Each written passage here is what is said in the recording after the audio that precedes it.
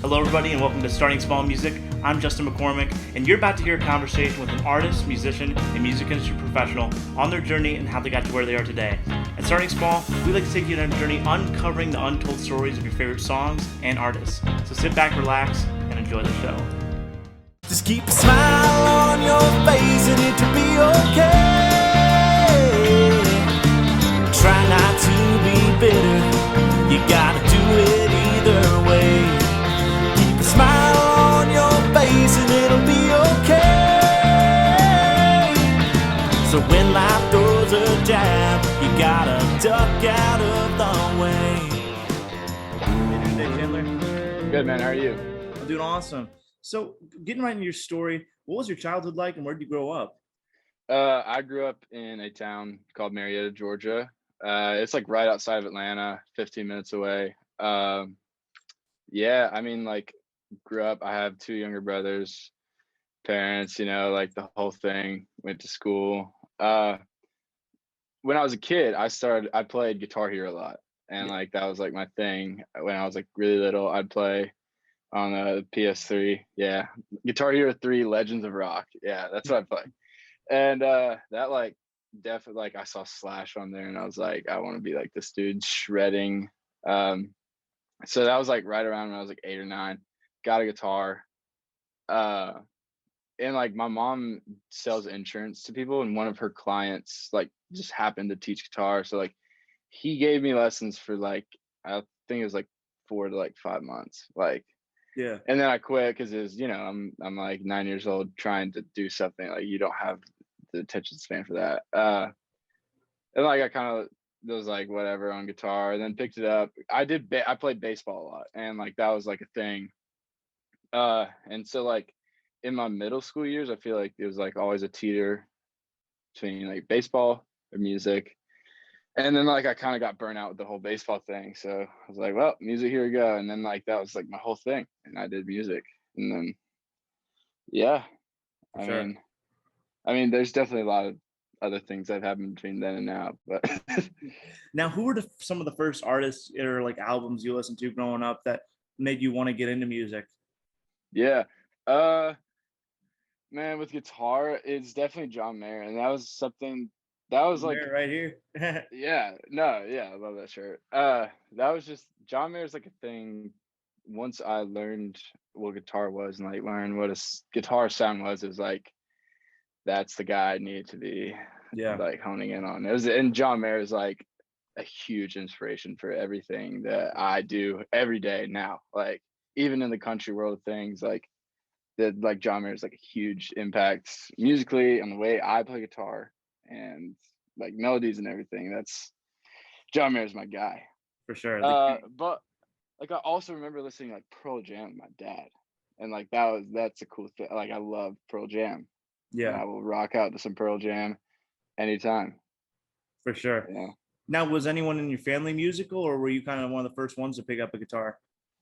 So my mom's dad, uh, he was like a music minister at a church, and my dad's dad is like craziest piano player, like awesome to listen to. And my mom's like sang. No one ever did anything with it really. Like tried to like do the thing. Yeah, And but yeah, I mean, yeah, you could say yeah. for sure. Yeah. Now, was it in high school that you like maybe started playing like locally with any bands or anything like that? Yeah, so actually the first time, well, I played in church growing up. So that was Yeah. like, so I started playing in church when I was like 12. So like go back to me playing guitar for 6 months when I was 9. Mhm.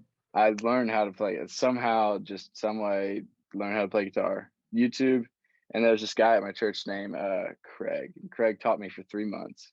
Shout out, Greg. Just some chords. Yeah, shout out Craig for teaching me the chords, man. And after that, like I remember like I was close to like the dude who like did the music at the church for the youth band, and like he was like, yeah, like I'll let you in, like you can come play acoustic guitar on stage and stand up. Now here I am, like 11 years old at church, For sure. playing a C chord in front of 15 people in the youth band, and like I don't know, that was like definitely like had a huge impact on where I am now. Like with someone like allowing me to play in a band, at 10, 13, 11, 12 years old, like playing with other musicians, like getting like the feel of like, okay, this is what it feels like to play with band. This is how it feels to stay on time. Like, like this is that stuff. Yeah. So church is where, I kind of did a lot of that stuff. Were you definitely like the youngest person in the band? Definitely, like by at least 4 or 5 years. Like, I remember hearing Brad Paisley talking about one of the first bands he was in. He said he was surrounded by veterans, but they were Vietnam veterans. Oh wow! Yeah. So like it's kind of like you. There's a bunch of older guys, kind of, but that helps kind of get you into it, like and get to learn. Yeah. I think like one of the most important parts like of playing a live show, it doesn't matter like how big it is, like you have got to be able to play with a band, like and being like you can tell like immediately when you enter a room and start playing with other musicians, you can tell whether like how long they have been playing with bands, because it's different to sit in your room and shred guitar all day, but it's like once you get with the band, it's like, okay, like how good actually are you? Like can you keep up with everybody else? And yeah, that yeah. Did you listen to any country growing up? I'm sure growing up in Georgia, So you had to have. my mom was like listening to country, and that's when I'd get my country kick of music, is when I'd ride in the car with my mom. I feel like Carrie Underwood, like that era, like Carrie Underwood. What else is on the radio? I feel like Sweet Thing. Oh like yeah. Keith Urban, like that era. Now, Was would younger you at that time, like, would you see yourself playing steel guitar in a country band, like at 11?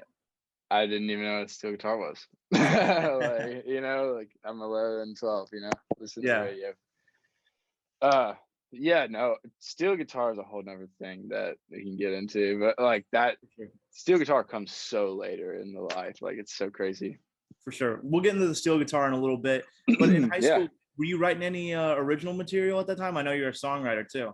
Absolutely not. So, you asked me if I played with artists in high school. So yes, I did the church thing, and then there's this guy on The Voice. So a friend of mine had a friend they went to high school with that ended up going on The Voice. His name's Carter Horn. Mm-hmm. He was like did like a great job on The Voice and like had a good run. And Carter was like coming off The Voice. Okay, he's doing live shows now. Who's going to be his band? And there wasn't a lot of people who played in East Cobb, I feel like. So I got thrown into this mix, and we played the Eddie's Attic in Atlanta, which I don't know if you know what that is, but like legendary. Yeah, like that was the first live like venue I played, was Eddie's Attic, and like crazy because the whole John Mayer thing. Yeah, because like that was like the whole circle of me like wearing John Mayer, and like boom, like he started there, and like it's kind of where he was brought up, and like it was really cool that was like that's my first place that I got to play. And so I like did shows with Carter for a while, and then he just kind of stopped doing shows and worked with this other artist named Aaron Kirby, pop artist. And this was like all during my high school years. So that's what I did in high school, and I did the youth band in church. Yeah. Were you using social media to try to connect with these artists to like play with them, or were these all people from your hometown that you were connecting with? They were people like from the Georgia area, but I was using social media, like, and I kind of think I've always seen the value in having social media, in music, and being able to like get to the next step by kind of skipping the BS of life, if you know what I mean, Yeah. Now in 2020, obviously the world shuts down. It's a pandemic. And at this point, you're a junior in high school, correct? Man, I feel junior, senior. Yeah, junior, senior year, somewhere in there. I don't quite remember. At this point, are you already thinking about the move to Nashville? Like that's what you want to do coming out of high school? So, one more artist I played with, Eric Dodd. He's in Nashville. Okay. So I would play with Eric, and he lived in Nashville. And the guy at my church who like let me play in the band and stuff, he was like, yo, let's go to Nashville with Eric. We're going to go watch his Whiskey Jam show. And I was like, okay, cool. And this was when I was 15, 16. Okay. So they sneak me into Losers and I'm 15, 16. I remember I wore like boots, jeans, and like a jean jacket. Like I was like I like had to make this 15-year-old self look like, and I just walked right in too. Jeez. I mean, if So you have a guitar in your hand, you can do whatever you want. I You own the mean, bar at that point. yeah, yeah. I don't want to throw any shade on losers bouncers because a lot of them are my friends now, but that is what happened back then. Gosh. Man, so yeah, I played with him a lot, and that then I came to Nashville for the first time, did that thing, and that was like kind of like sparked, made it more of a reality of like, yeah, I guess I could actually do this, and like people do this. I don't know, maybe I should do it. Maybe, I don't know, I'm gonna go to school, and I made horrible grades, by the way, like horrible. Started failing math in fourth grade, and like all downhill from there. It's funny So how like school, I think that's a musician thing, like they just say yeah. something about math doesn't make sense to the musician brain. Does not, but you know what? I can look at a chord chart, or like, I can figure out, like I can play any notes and like figure out what chord it is. Like, It works when we want it to, just not. yeah, you're exactly right. Yeah, yeah. So is it Exactly when you right. moved to Nashville that you picked up the steel?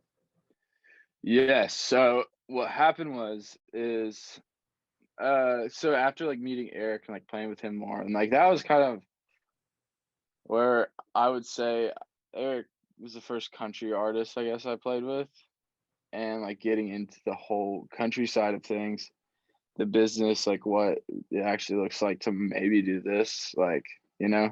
Mhm. Um, let's see. Wait, what was your? I just like went blank. What was our Oh, question? just picking up steel when you first moved to Nashville. Oh yeah, okay, right, right. So Eric, the whole thing, and like we had bought a lap steel, like a little lap, like 6 string, like little thing that you just slide, like pick, and I used that in their live sets Oh, cool. because yeah, we'd play live, and like it was just a little slide, like tuned in open G, nothing too hard, just something to like kind of, I don't know, get that technique down. And I knew like at the time, like, oh my God, I cannot afford a steel guitar, nor do I really want to put the effort in to learn an instrument like that right now. And Yeah. so I just kind of used the lap steel for a while. And then like I was listening, I started diving into old country, and I was like, this is such a large part of music. Like where is this today? Yeah. Like why is steel guitar not on every freaking country track in the world right now? I And totally agree. why, more importantly, why is it not in our live bands? I mean, like you will see it in live bands, but it's only with huge acts, who like, the only kind of smaller act that I see touring around with the steel guitarist is Jake Worthington. And Mhm. like that obviously makes sense. And like it's, I think steel guitar in a live set is such a cool thing, and obviously like it's an auxiliary instrument, totally something that you don't need Yeah. per se, uh like, but I think it's such a awesome part of a live show. And we went to Carter's Vintage Guitars, and they had 2 steel guitars there, and one of them was like 4,500 and one of them was 20 like 800 or something like that. Mhm. And like I sat down in the room, and I just fiddled around with this thing for like an hour and a half, and I was like, okay, I kind of understand this. Like this is like it kind of, there's just a puzzle, but like some missing pieces. Let me figure this shit out. And Yeah. like uh I bought it that day. Like, or you know what really happened? You know what really happened? Hmm. My mom called Carter Vintage Guitars and bought it for me as a graduation present, Oh, no way. because I feel like it was a few months before I graduated high school. So Mhm. this is in that time. And so I was like, holy crap, like what? And the guy behind the guy working there like knew about like my mom buying it for me. It's like, and now that guy's like, Poncho is my absolute guy. Like I go see Poncho like once a week, and like I talk to him, and like it's just cool, that relationship, that because of that. But back to the steel guitar, like I I bought that thing, and like I grinded on that thing for like months, and like I didn't do anything. Like Yeah. that's what I learned. I learned steel guitar, and that's all I did for a few months. And in between that, so let's see, graduate high school, summer rolls around, say peace out to the homies back in Georgia, book it to Tennessee in October of last year.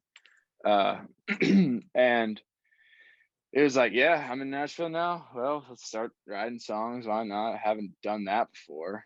Like might as well try that. And then I try that. I'm like, oh, you know what? There's something here. Like I could write songs maybe. And now I'm like now I write 3-4 times a week. And like, but I learned steel guitar, man. Like, and I started the TikTok thing. Yeah. And like I put one video up on TikTok and it ended up blowing up with like, I think it's at like 350,000 views right now. I think. Yeah, like what? And that was like overnight. Yeah. There's a video of me playing Your Man by Josh Turner. Right. And that was like the video. Like and like that was like kind of as I moved to Nashville, and like that like really was a great thing to like move up to Nashville. Boom, you got a video blow up on TikTok. Okay, Yeah. let's ride this freaking coattail of this one video. Mm-hmm. So I did, and I made steel guitar videos every day. And like I used TikTok as a way for me to learn steel guitar. Because it was like, okay, let me put out videos that people will watch. Like everybody's gonna watch steel guitar videos. Like no one sees that on TikTok. Like I don't see anyone putting like there is now. There's like a few people that do it now, but I feel like I was kind of the one to like get in that realm of things. And like, playing 1982 by Randy Travis, like that intro on the steel, like stuff that people recognize. But it's like, dang, like this kid's playing a steel guitar right now. No one does that. Like what? And I would get like 15,000 views, like, and I post like twice a week. And I was like, what the heck? My followers started building. I don't have a huge following. I have like, I think it's almost at 7,000 followers. But like I used that as like a thing, like, and I was the dude who did TikToks of steel guitar. And it had been a few months since I left town, broke as a joke. 19-year-old kid trying to get into bars with a fake ID out here, just trying to meet people, like trying to do the Nashville thing. I'm trying to, find my group. And I found my group really fast here in Nashville, and I have an awesome friend group. Shout out to the boys. But like, there's been so much in my Nashville journey that has happened in this past year, and it hasn't even been a year. It's been 10 months. Yeah. And so I'm posting these videos. I post a video of me playing Big Green Tractor, but instead on the steel, that intro, but on steel. And then that's where Ern comes in. So that's where that whole section starts. Man. I love talking steel because I mentioned to you in my message, steel guitar is actually what got me into music too. My grandpa plays steel guitar in a local band, Double Neck Zum, and Buddy Emmons is actually from my hometown. And where's that at? South Bend, Indiana. And I still have vivid memories of listening to records like Tommy White and just like hearing like people like young. He was like 12 years old shredding. And I'm leading up to is there any like legend steel guitar players that you look up to and like really try to emulate their style? I would have to say Paul Franklin. Yeah, for sure. Like that guy's just absolute legend. And my favorite steel guitar solo ever is "And I Call Your Name." Like the phrasing and the whininess that he had. Like Paul Franklin, I feel like defined like country music steel, like steel guitar. Still is. Man. Like, dude, yeah, still is playing on Morgan Records, and he played on Ern's last record, and like that's so cool to me that like that guy's still out here just doing his thing. When, sure. He's the one that plays on played on George Strait records. Like this guy is the king. Crazy. Now you mentioned Ern. You have such a cool story so you just post a TikTok and it blows up and you get a message from Ernest asking you, do you want to join my band? How do you react to that? Man. So every Wednesday night, me and all my boys, we have this thing, we have a poker night, and it's like really we just like get together and just have a good time and just enjoy each other's company. Every Wednesday though, it's like a thing. posted this video on Tuesday, and it's Wednesday, hanging with the boys, and I just like I see like TikTok. I feel like TikTok notifications aren't are kind of weird. Like they don't. It said like Ernest like 615 comment on your TikTok. I was like, probably a fake account. Yeah. Like whatever. So I was like, whatever. Then I like go check it just for fun, and like it actually was, and I was like, oh, I'm with all the fellas, and I'm like, it's a comment on the video from Ern that said, where you at, LOL. I responded and I said, anywhere you need me to be, dog. And I feel like that was the right thing to say. And then like I check my DMs at night when I get home on TikTok, and there was just like a few DMs from him on TikTok, and there he was like basically like, hey, like I'm putting out an album. It's gonna be drenched in steel. I need a steel guitar player for my tour. I don't even know you, but would you be down? And I'm of course like, yeah. So Yes. that, yeah, it was crazy. And like, I feel like it was a few weeks after that he asked me to come in the studio and just like meet him, like we just met, like just to meet. So he was like, come by Big Loud, like I just want to meet, and like, yeah. So I was like, okay, cool. So a few weeks later, I swing by Big Loud and meet him, and like then he brings me to Joey Moy's studio, and I'm listening to him cut his next album, and I'm like, what? I'm right now in Joey Moy's studio watching him like produce Ern's next album. While Ern's in the vocal booth, like recording what it's come to. Like, That's insane. what? Like, what am I doing, dude? I'm like, I'm 19. Like, what am I doing right now? What Yeah. is my life?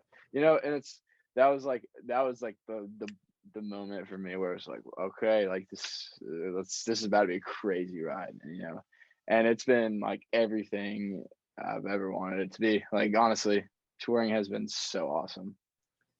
Do you have any favorite memories of kind of going out on the Dangerous tour with Morgan Wallen? I feel like those shows have to be electric.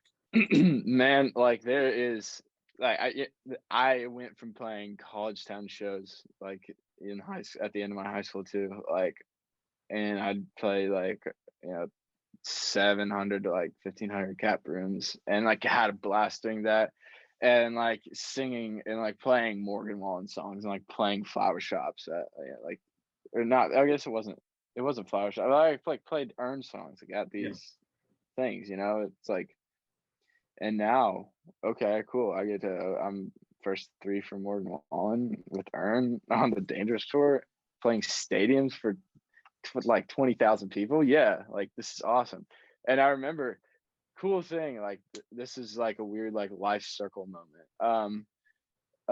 So the first arena that we played with Morgan, it was a year to the date that I bought the steel guitar. Wow.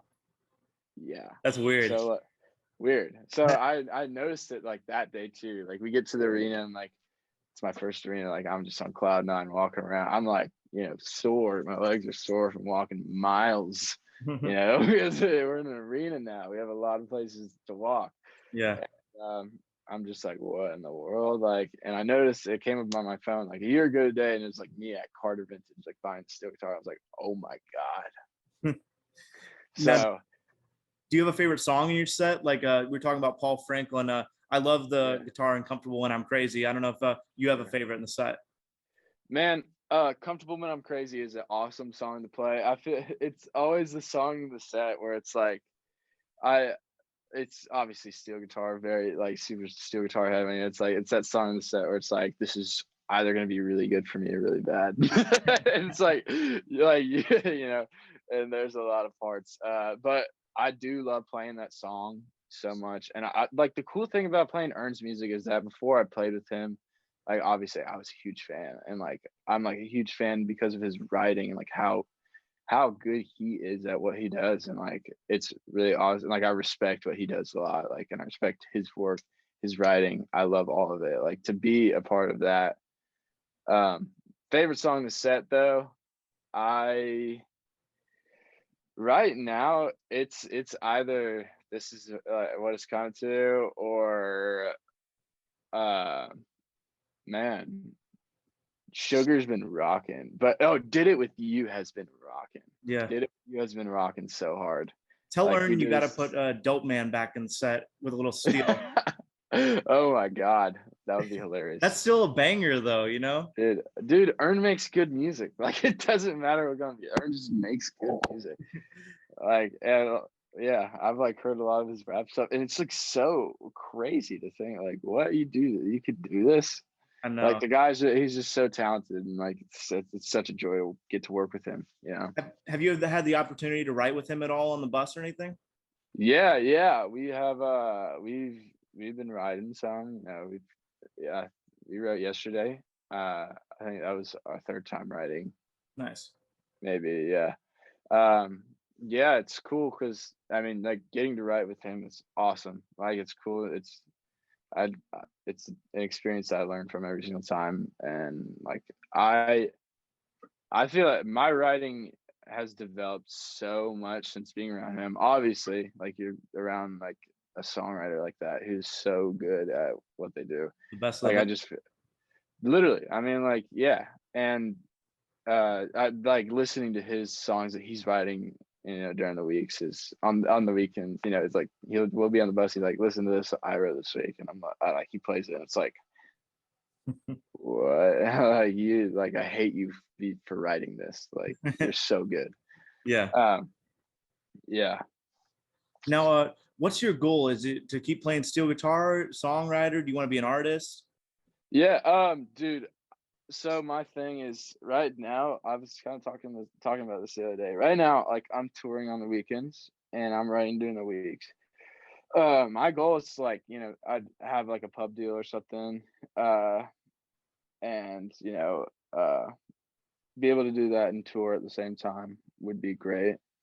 And yeah, that's kind of my goal. And then at some point in my life, maybe, like, be off the road and maybe do like a studio musician type thing and write. But I need to write songs. Like, that's something I need to do. For sure. Now, I like to close all my interviews asking my guests, what's a piece of advice you've learned along your journey that you give to someone that wants to be a professional musician like you? Man, piece of advice. I would say, like, by no means have I made it, but the thing, what I do is, like, if you're going to do it, like, whatever, I think in life, whatever you're going to do, like, you, like, really have to work at it. Like, and it's like, to get to where you realistically, like, where your dreams lie, like, to get to even think about achieving that, Yeah. you have to work so hard. And it doesn't matter what you do, whether it's like fashion or like business world, like anything, you have to do, like, you have to be that thing, and you have to, like, that has to be your thing. You have to know everything about it, and just be the best at what you do. Like, really, like, I am really trying to be the best steel guitar player, and I'm really trying to be the best writer, and I'm really trying to be the best, producer guy, like track guy, like, I'm really trying to be the best at whatever I do. For sure. And I think that's, yeah, just really work at whatever you do, because in some form you'll see it pay off. Hey guys, thanks for watching. I hope you guys enjoyed this episode. Make sure to subscribe and leave a comment, and check out my music on all streaming platforms at Justin McCormick. See you guys next time.